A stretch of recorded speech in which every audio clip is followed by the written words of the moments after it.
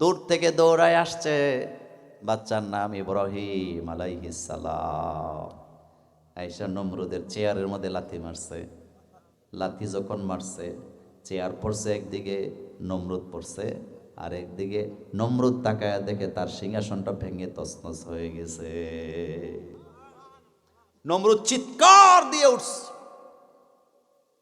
সকালবেলা উপদেষ্টাদেরকে ডাকাইছে, ডাকায় বলছে, আখবিরনি, তোরা আমারে বল আমি এটা কি স্বপ্ন দেখলাম।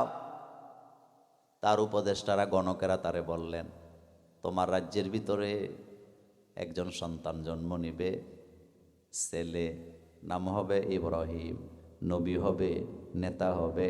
তিনি যখন নেতা হবে, নবী হবে, তোমার রাজত্ব টিকবে না, রাজত্ব তছনছ হয়ে যাবে।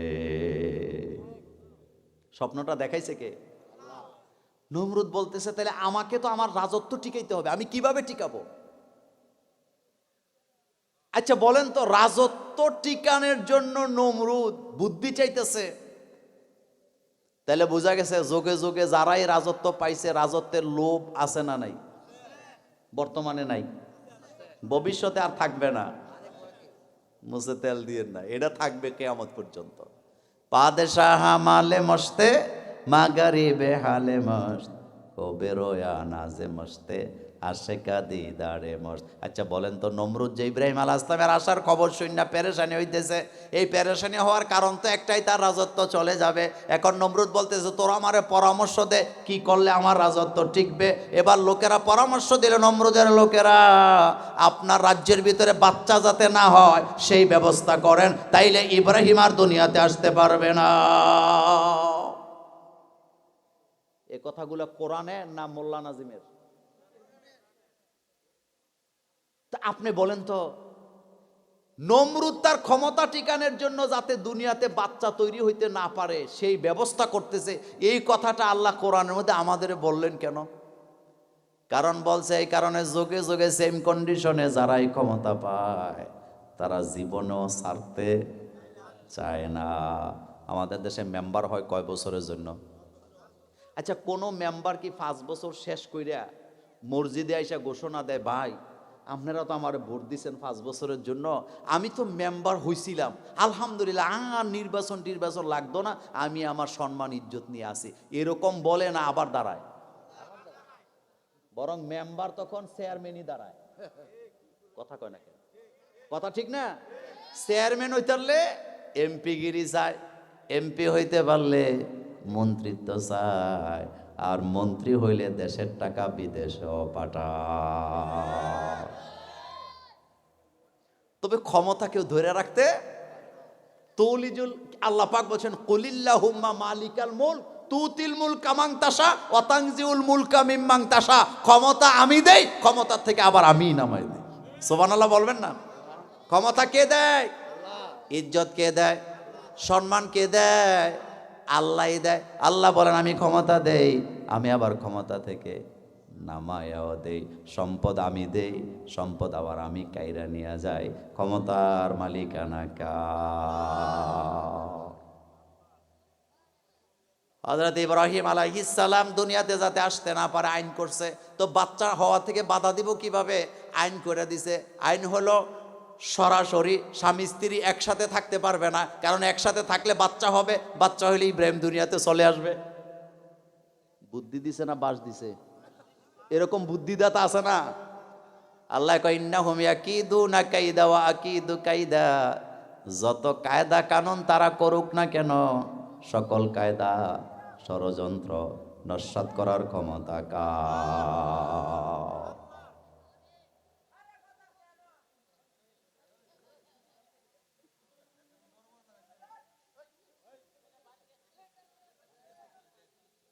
থাক শোনেন, সবার বুঝতো এক না। হেতে যদি বুঝতো যে এনে কোরআনের তাফসির হইতেছে, তে জীবনে আওয়াজ করতো না। কারণ আল্লাহ পাক বলছেন যে যারা গন্ডগোল করে আমি তাদেরকে হালাক করে দিই। কোরআনের আলোচনার সময় যারা আওয়াজ করে আমি তাদেরকে মাটির সাথে মিশাইয়া দিই। এ কথা কার? যে করতেছে তে কি বুঝে? এটা খেতে মনে করছে এটা মমতাজের মেলার মতো। পাগল কোথাকার! কথা বলতেছি কার? আল্লাহ পাকের কথা শুনেন। এই যে নমরুদে আইন করলো যে স্বামী স্ত্রী একসাথে থাকতে পারবে না, এই আইনটা জনগণের কল্যাণে করছে না নিজের ক্ষমতা টিকানোর জন্য করছে? কিন্তু এভাবে কি ক্ষমতা টিকে? ক্ষমতা দেয় কে? আচ্ছা, একটা গল্প শোনেন, এটা হাদিস না।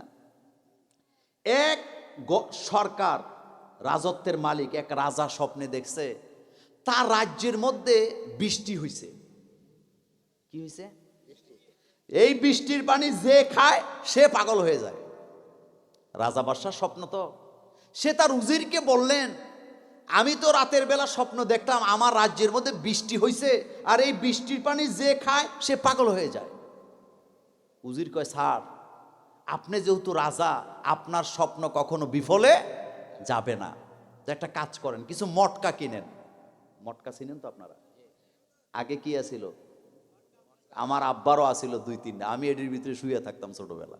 এই বিশাল বিশাল মটকা, এখন তার মটকা নেই। তো কয় মটকার মধ্যে আপনি মিষ্টি পানি ঢুকায় রাখবেন, এরপরে রাজ্যের মধ্যে যখন বৃষ্টি হবে তখন এই মটকার বৃষ্টির পানি আপনি খাবেন না। আপনি খাবেন কিসের পানি? মটকার পানি। আর রাজ্যের মধ্যে বৃষ্টি হওয়ার পরে রাজ্যের জনগণ খাবে বৃষ্টির পানি। তাইলে রাষ্ট্রের সকল জনগণ বৃষ্টির পানি খেয়ে পাগল হয়ে যাবে, মাঝখান থেকে আপনি মটকার পানি খাবেন, আপনি ভালো থাকবেন। আর পাগল তো কোনোদিন আপনার কাছ থেকে ক্ষমতা ছিনিয়ে নিবে না। ক্ষমতা কি জনগণ নেয় না আল্লাহ নেয়? আচ্ছা শুনেন তো, ঠিকই কয়দিন পরে বৃষ্টি হয়েছে। উজির কয়, স্যার আজকের পরে আর আপনি বাইরের পানি খাবেন না, আপনি মটকার পানি খাবেন, বেগম সাহেবও খাবে, আর আপনি যদি চান আমিও খাবো। তাইলে আমরা ভালো থাকবো কয়জন? বেগম সাহেব ভালো থাকবে, আপনি ভালো থাকবেন, আর আমি উজির হিসাবে আমি ভালো থাকবো, আর বাকি সব পাগল হয়ে যাবে। আমরা আর 40 কি আর 50 কি, একেবারে কয়েকশো বছর ক্ষমতা থাকবো। বৃষ্টির পানি খাইয়া রাষ্ট্রের 4 কোটি মানুষ সব পাগল হয়ে গেছে। সমস্যাটা হলো 4 কোটি কয় একরকম কথা, তারা 3 জন কয় আরেক রকম কথা। আচ্ছা পাগল কেডায় বলেন তো? কথা কয় না, মেজরিটি মাস্ট বি। তো এখন 3 জন কয় এক কথা, বাকি 4 কোটি কয় আরেক কথা। আচ্ছা পাগল কে বলেন তো? এখন এই 3টারে নিয়ে পাগলখানা ঢুকাইছে। ক্ষমতা আছে না গেছে? আমার কলেজার ভাই, হাসি দেওয়ার জন্য বলিনি, আপনি একটু চিন্তা করে দেখেন। নমরুদ আইন করে দিয়েছে স্বামী স্ত্রী একসাথে থাকতে পারবে না, আলাদা করে দাও, তাইলে বাচ্চা হবে না, ইব্রাহিম দুনিয়াতে আর আসতে পারবে না। কিন্তু ইব্রাহিম নবীকে দুনিয়াতে পাঠাবার সিদ্ধান্ত কার? সব পুরুষগুলার নিয়ে জেলখানা ঢুকাইছে। পুরুষ এখন কোন জায়গায়? কেউ বাদ নাই। 80 বছরের ডিও ঢুকাইছে, কারণ এডিরও বিশ্বাস করা যায় না। ঢুকাইয়া জেলখানার মধ্যে তালা দিছে। তার ভিতরে ইব্রাহিম আলাইহিস সালামের আব্বা ছিলেন আর্কিটেকচার, একজন ইঞ্জিনিয়ার ছিলেন। তিনি মূর্তি ডিজাইন করতেন, নমরুদের উপদেষ্টাদেরও একজন তিনি ছিলেন। তারে শুদ্ধ ঢুকাইছে, কারণ বলা তো যায় না কার মাধ্যমে দুনিয়াতে ইব্রাহিম আলাইহিস সালাম চলে আসে। সুবহানাল্লাহ বলবেন না? কিন্তু ক্ষমতা কার? পাঠাবেন আল্লাহ। দেখেন রাতের বেলা জেলখানার মধ্যে পুরুষেরা থাকে, মহিলারা বাড়িতে থাকে, স্বামী স্ত্রী সাক্ষাৎ করতে দেয় না, নমরুদ্দার আইন। এবার গভীর রাতে হযরত ইব্রাহিম আলাইহিস সালামের আব্বার ঘুম ভাঙছে। ঘুম থেকে জাগ্রত হইয়া হযরত ইব্রাহিম আলাইহিস সালামের আব্বা মনে মনে বলতেছে, আমি আমার বিবির কাছে যাবই, তবে গেটে যায় যদি ধরা পড়ে যায়, আমি গেটের দারোয়ানদেরকে বলবো আমার একটা রোগ আছে, আমি ঘুমের মধ্যে হাঁটি, আর যদি তারা ঘুমায় থাকে আমি যদি যেতে পারি চলেই তো গেলাম। যদি যেতে পারি চলে যাব, আর যদি বাই চান্স ধরা পড়ে যায় তাহলে কি বলবে? আমার একটা কি আছে, ঘুমের মধ্যে হাঁটুই না রোগ আছে না অনেকের।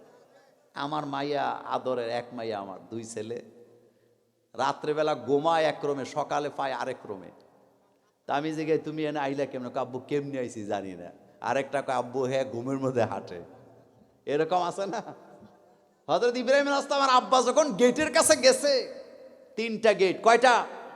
3টা গেটের কাছে 6 জন দারোয়ান ছিল।